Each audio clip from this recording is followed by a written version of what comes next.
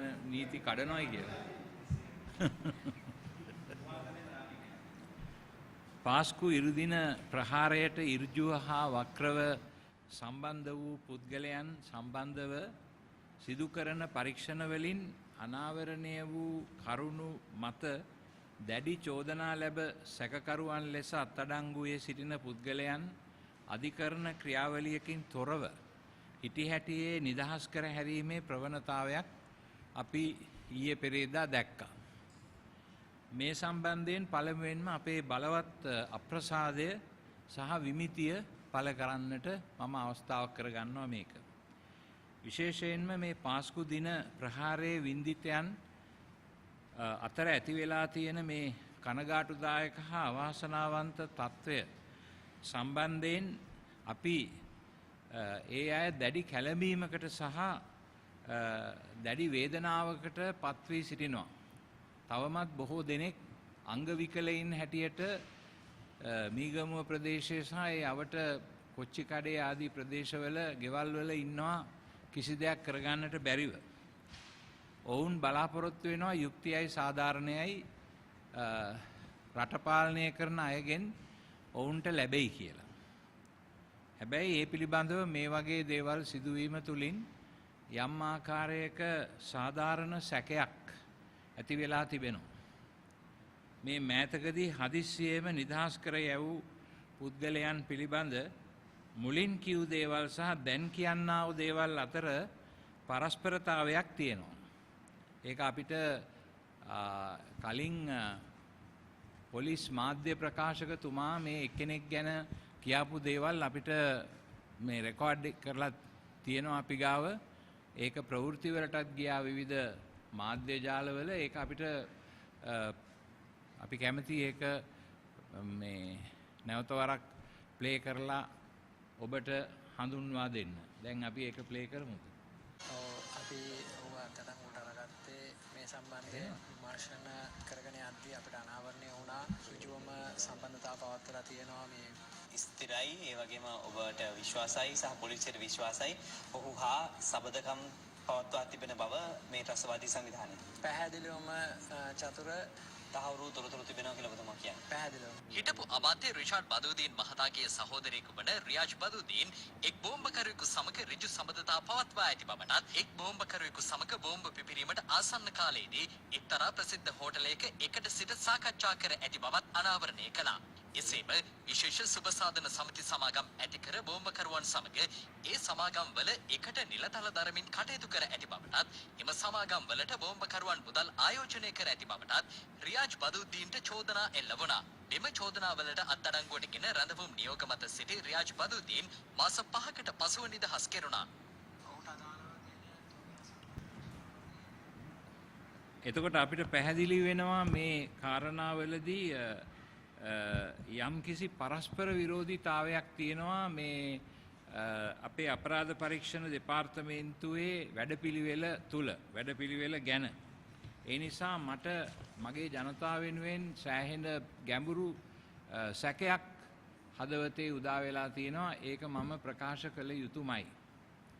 මේ සැකකරුවන් හදිස්සියේම මුදා හැරීම ඇතුළු දැනට සිදුවෙමින් පවතින ඇතැම් දේවල් දෙස බැලීමේදී මේ දේවල් මේ විදිහට සිදුවහොත් වේදනාවට පත්වී සිටින මගේ ආදරණීය ජනතාව අපේක්ෂා කරන පරීක්ෂණ අපක්ෂපාතිව සිදුවේද නැත්නම් දියාරු වී යයිද කියා අපට සාධාරණ බයක් සිතට ඇති වී තිබෙනවා. මේ තුල යම් ආකාරයක දේශපාලන ඩීල් එකක් තියෙනවද කියන සැකයකුත් මගේ සිත තුල ඇති වෙලා තිනවා මේක දිහා බැලීමේදී.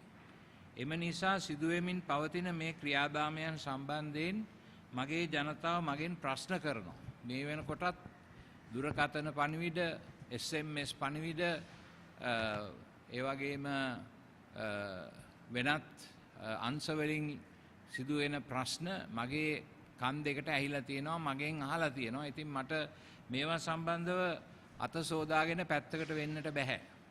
මරණයට පත් වූ අයගේ ගෙවල් වල අය හා අබ්බගාත වී ඇඳන් උඩ දුක් විඳින ජනතාවට පොරොන්දු යුක්තිය සාධාරණය හා මෙම මිලේච්ඡ ප්‍රහාරයේ මොලකරුවන් සොයා ගැනීම සම්බන්ධ සමස්ත ක්‍රියාදාමය විනිවිද භාවයෙන් සහ අපක්ෂපාතීව සිදුවීම ඉතා වැදගත් දෙයක් බවට අපි සලකනවා. ඒ නිසා මේ සම්බන්ධව අපේ කතෝලික මන්ත්‍රීවරු ඇමතිවරු විතරක් නෙමෙයි අනිකුත් අයත් මේ රටේ සාධාරණය සහ යුක්තිය වෙනුවෙන් පෙනී සිටින හැම කෙනෙක්ම මේ ගැන කටයුතු කළ යුතුයි කියලා මම විශ්වාස කරනවා. ඒ නිසා මම ආරාධනය කරනවා කරුණා කරලා මේ වැඩපිළිවෙල ඉදිරියට යන එක නවත්වන්න. ඒ වගේම මේ මෙතනදී මොකද්ද සිදු වුණේ කියන එක ගැන පරීක්ෂණයක් පවත්වන්න. ඇයි මේ මාස 5කට ඉස්සෙල්ලා මේ ත්‍රස්තවාදී කණ්ඩායම සමග ගනුදෙනු කෙරුවයි කියලා එයත් ඒගොල්ලොත් එක්ක බිස්නස් කෙරුවයි කියලා ඒගොල්ලොත් එක්ක සාකච්ඡා පැවැත්වුවයි කියලා කියපු කෙනෙක් එකපාර කිසිම වරදක් නොකරයි කියලා නිදහස් වුණේ කියන එක ගැන අපේ හිත ඇතුලේ ලොකු ප්‍රශ්නයක් මතුවෙනවා. ඒ නිසා මේ ගැන මම මගේ විරෝධයත් කනස්සල්ලත් විමතියත් පළ කරනවා ප්‍රකාශ කර සිටිනවා. ඒ තියෙනවා.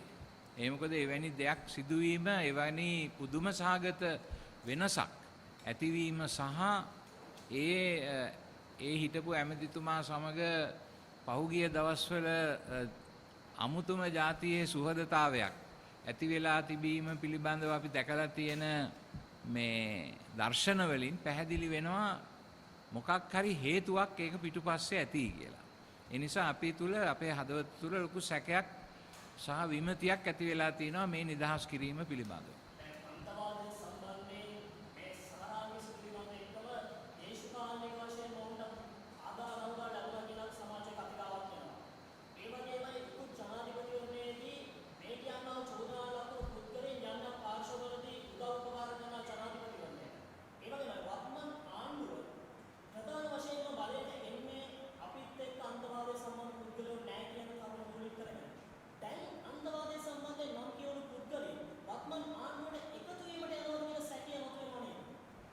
ඒක දැන් අපි ප්‍රකාශ කරානේ මම දැන් ටිකකට ඉස්සෙල්ලා ඒ අදහසමනේ කිව්වේ. මොකද මේ අපි තුල විමතියත් සැකයත් ඇති වෙන්නේ මේ එකපාර වෙනස් වීමක් දැක්කම කිසිම හේතුවක් නැතුව එකපාර කව හරි එළියට දාන්න ඒ වගේ මේ මාස 5ක් ඇතුළත සිදුවෙච්ච ඒ වෙනස තුලින් අපි යම් ආකාරයක සැකයක් අපේ හදවත ඇතුළේ ඇති වෙනවා.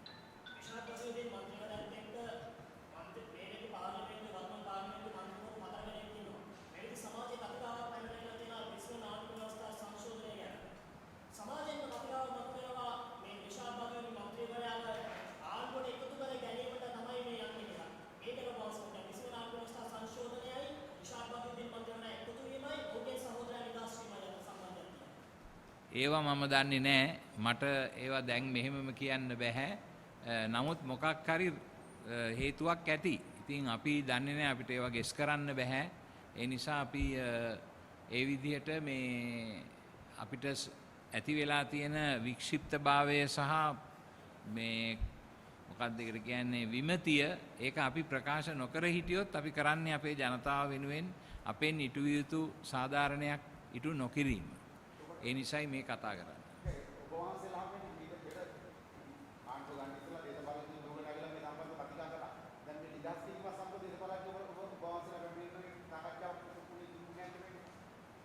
නෑ, එහෙම කතා සාකච්ඡා අපිට ලැබුණේ නෑ ඒව ගැන කතා කරන්න. මේ ඇත්ත වශයෙන්ම මේ අපිට දුන්න පොරොන්දුව මේ රජයේ බලයට එනකොට අපිට දුන්න පොරොන්දුව දේශපාලන වශයෙන්ුත් මේ පිළිබඳ ස්වාධීන පරීක්ෂණයක් පවත්වලා මේ බෝම්බ ප්‍රහාරයට හේතු වන සියලුම කරුණු කාරණා සොයලා බලලා මේක පිටිපස්සේ ඉන්නේ කවුද කියන එක ගැන සොයලා බලලා ඒ අයට දඬුවම් කරන්නට කටයුතු කරනවායි කියන පොරොන්දුවක් තමයි අපිට ලැබුණේ. නමුත් මේ පොරොන්දුව ඒ ආකාරයෙන් ඉෂ්ට වෙනවද කියන එක අපිට දැන් ප්‍රශ්නාර්ථයක් බවට පත් වෙලා තියෙනවා.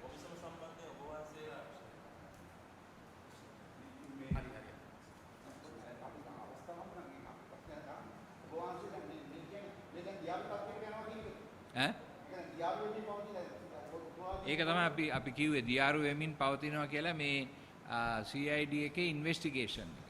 ඒක එදා තිබිච්ච උනන්දුව අද නැති බවක් යම් ආකාරයකින් අපිට පේනවා. ඒ වගේ මේක බොහොම සැහැල්ලුවට අරගෙන තියෙනවා කියන එක අපිට පේනවා.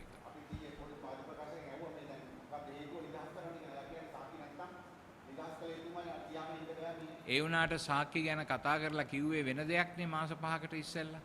අහවල් ඈත් එක්ක සාකච්ඡා පැවැත්තුවා. ඒ අයත් එක්ක ගනුදෙනු කළා. අරෝමය කියලා ගොඩාක් චෝදනා තියෙනවා කියලා. ඒ වගේම දුරකථන සංවාද පිළිබඳත් අපෝ දැනුවත් කරා. ඔය නිදහස් වෙච්ච අය මේ ත්‍රස්තවාදී කණ්ඩායමත් සමග පවත්වපු දුරකථන සංවාද පවා ඒගොල්ලෝ ගාව තියෙනවයි කියන එක CID එකේ උදවිය අපිට කිව්වා. එහෙම කියලා ඉවර වෙලා දැන් වරදක් නැහැ කිසිම දෙයක් හොයාගන්න නැහැයි කියලා එළියට දැම්මම අපිට යම්කිසි වික්ෂිප්තභාවයක් ඇති වෙනවා.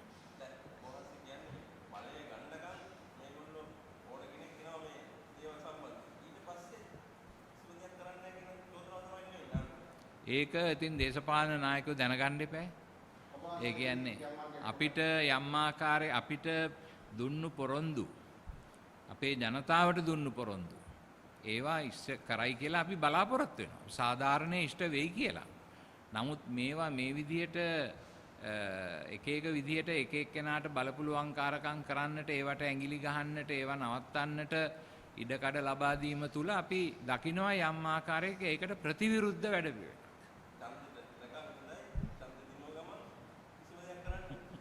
ඒක ඉතින් හැමදාම මේ රටේ සිදුවෙන දෙයක් නේ.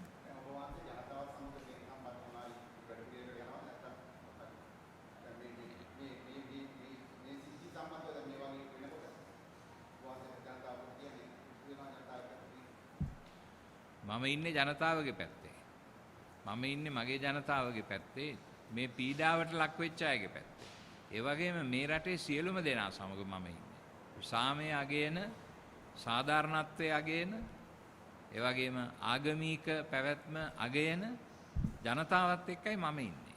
ඒතකොට මෙතනදී මේ මුළු රටේම ඉන්න හැම කෙනෙක් එක්කම මම ඉන්නවා. නමුත් අසාධාරණය අයුක්තියට ඉඩ දෙන්නට බෑ අපිට.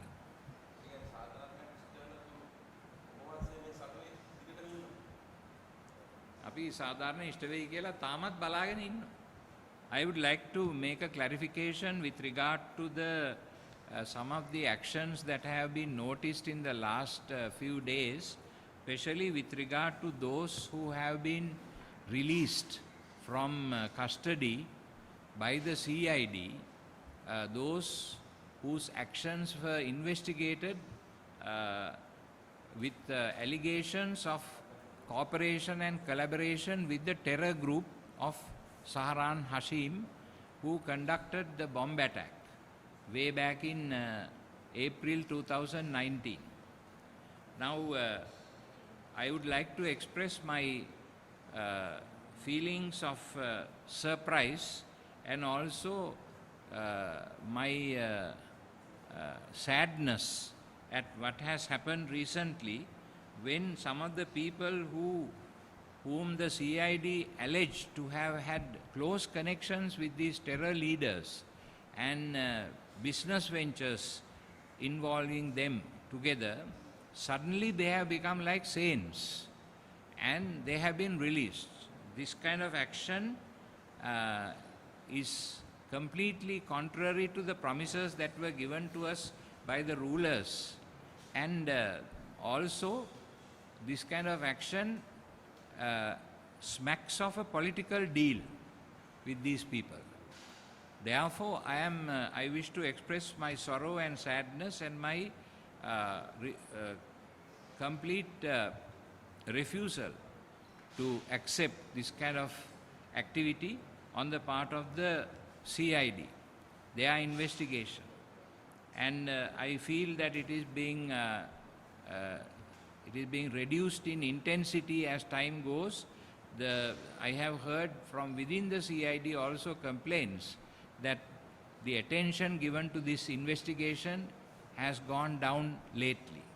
And it is in that light that on behalf of all those who died and the families and all those who were injured, both here, people from here and abroad, I like to express my horror at what is happening, and I would like to appeal to all people of goodwill to show their displeasure about this to the authorities. And also I would like to appeal to my Catholic people, including parliamentarians, to consider this as a bad choice and something which is against the dignity and the rights of our people. I thank you and wish you all the best.